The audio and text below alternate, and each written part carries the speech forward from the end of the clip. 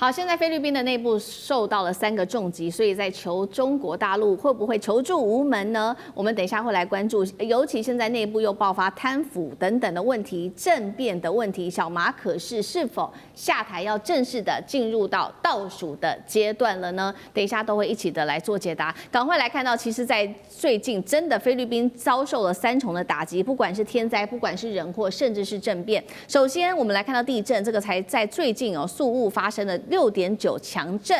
震源深度10公里，甚至有火山喷发的问题。再来就是另外一场台风博罗伊侵袭菲律宾，造成10人死亡，也有超过43万人至今被紧急的疏散。我们看到在这么多的灾害当中，但是菲律宾非常的感到错愕的就是他们的重要的盟友，所谓的美国、所谓的日本跟澳洲，人都去了哪里呢？没有人来出手帮忙菲律宾做这一些内部的救灾等等的问题，所以现在内部就爆发了声音。马尼拉的街头有许多的民众在喊说：“中国能不能再帮忙我们一次呢？”菲律宾官方也喊话了，希望北京你可不可以做一个邻里的情谊呢？接下来我们等一下会请来宾来解读，那大陆的态度又会是什么？我们刚才看到，确实在小马可仕在过去这几年之间，不断的在南海激起这个冲突，但是在这个过去的10年，大陆还是每一次菲律宾遇到难的时候，都率先雪中送炭来做帮忙。我们来看到，在2013年，当时海燕台风发生的时候，大陆就捐赠了许多的资金，甚至是医疗件2017年的时候，马拉维爆发了这个恐攻的威胁的时候，大陆也提供了枪械、弹药等等去帮忙菲律宾的政府但2020年，当时疫情爆发的时候，大陆赶快送了第一批的医药团队抵达马尼拉来送快筛跟疫苗。2022年，当时又爆发了另外一起台风，大陆也赶快用军舰物资来支援菲律宾。那这一回呢，菲律宾的态度这么的不好之下，中国大陆会以德报怨吗？还是会看清小马可仕的这个嘴脸，选择冷眼旁观？委员怎么看？我觉得中国大陆在国际外交上一定要分清敌我要分清好坏以菲律宾的总统小马可仕这一段时间的表现，中国没有任何理由去帮助菲律宾什么事情，就保持冷漠相待就好了那有人当然讲说菲律宾总统跟菲律宾老百姓没有关系。我跟你讲，国际政治很现实。你今天给了菲律宾老百姓，不表示那个政客就会转向，那你不是满脸豆花？中国大陆经常会让人家觉得说，为什么人家不怕你？因为你不会去分亲疏远近跟你比较近的如果哪一天发现说跟你比较远的拿得更多他开玩笑，那当然以后就跟你保持距离了嘛所以要让什么你的对手怕你。要让你的什么好朋友怎么样亲近你，像你对这个巴西，这种态度那 OK 但是小马可仕的行为是非常恶劣，你要让菲律宾人有一种感觉，小马可仕不下台，我中国不帮忙。这个态度一定要摆得很清楚。当然不用公开去讲，就是说你就很简单讲你们的小马可仕总统不太欢迎我们，我们很想帮你忙，也不太方便，就这样就好了所以让这些菲律宾的民众去产生对小马可仕更严重的反感。因为小马可仕的行为已经恶劣到无法去形容的这个人整天正事不干，坏事干尽那你去帮他这个忙干什么？让这些受灾的人民更加痛恨他，这是对的那以前帮这么多忙，那以前的总统没有这样子对不对？以前总统不管好坏都还是以礼相待，小马可仕不是你看那个脸，那个脸就根本像那个赌场出来的吸毒吸得很严重的人了，对不对？真的是这样。所以杜特地说他吸毒，我觉得这个可能性是非常高的所以这个时候我们不要去当这种衰好人，懂吗？千万不要以德报怨一定要什么呀？现在这个世界国际政治上是什么？一报还一报，不还就不来。好，另外一方面，确实在发生了这么多的事情之后，现在菲律宾的内部的人民对于小马可仕来说，是真的不满情绪持续的升温。尤其最近因为这个非常多的这个天灾人祸嘛，所以我们看到他们的防洪的经费高达110 180亿美元，结果竟然发生什么事情啊？换算是1兆披索都被官员给私下吞光了，小老百姓们气翻了。我们看到这张照片，所以他们就走上了街头做这个大游行，街头民众狂喊。小马可仕，你快点下台吧！网红也不断的在平台上面开炮。同一时间，军方内部又爆发了风暴。来看到最新消息，8名的退役将领，他们暗中要策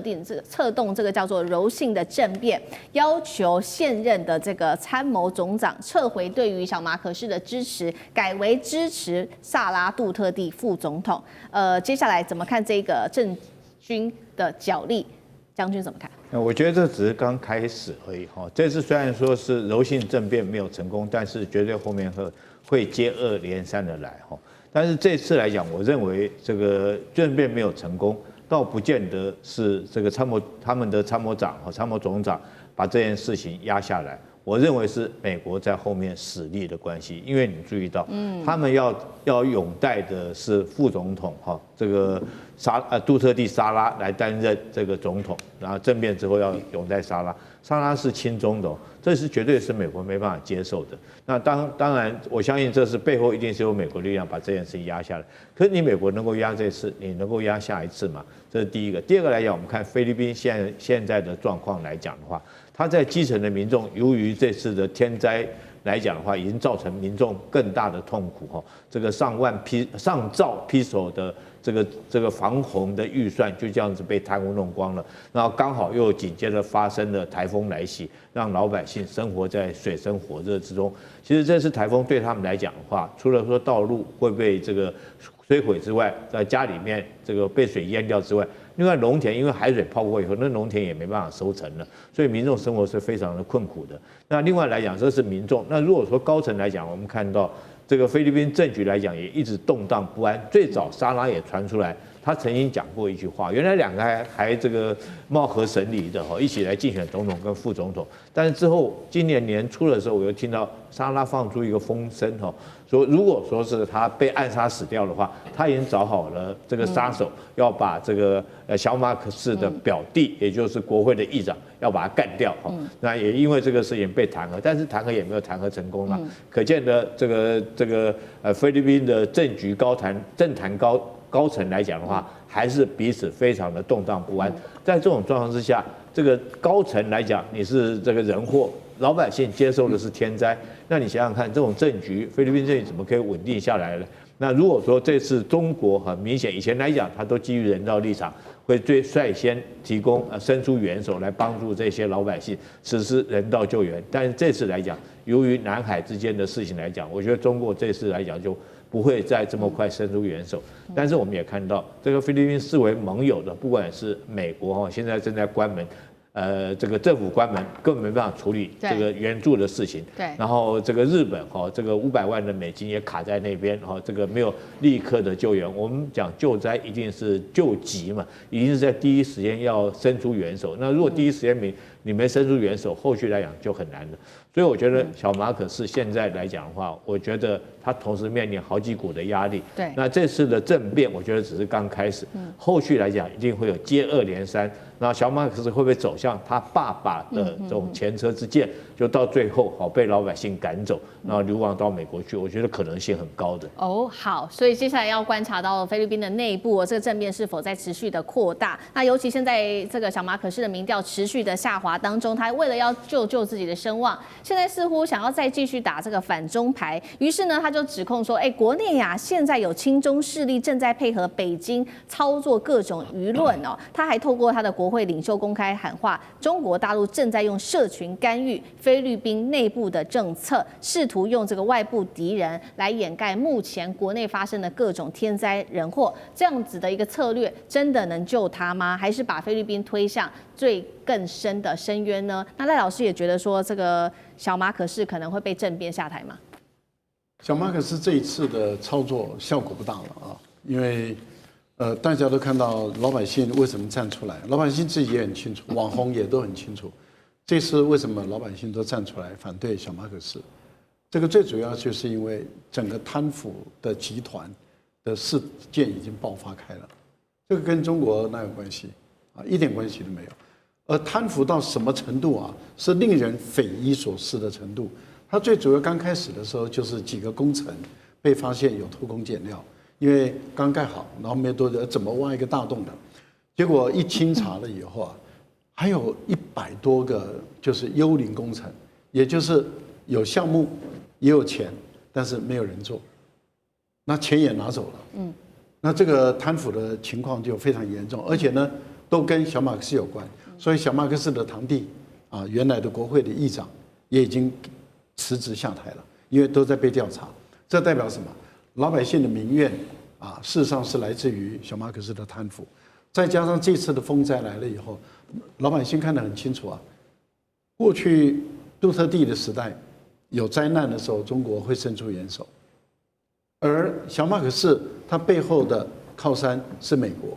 结果美国没有伸出援手。那也就是说，杜特地跟中国的关系很好，中国在菲律宾有灾难的时候会出来帮忙，而现在的小马可斯菲律宾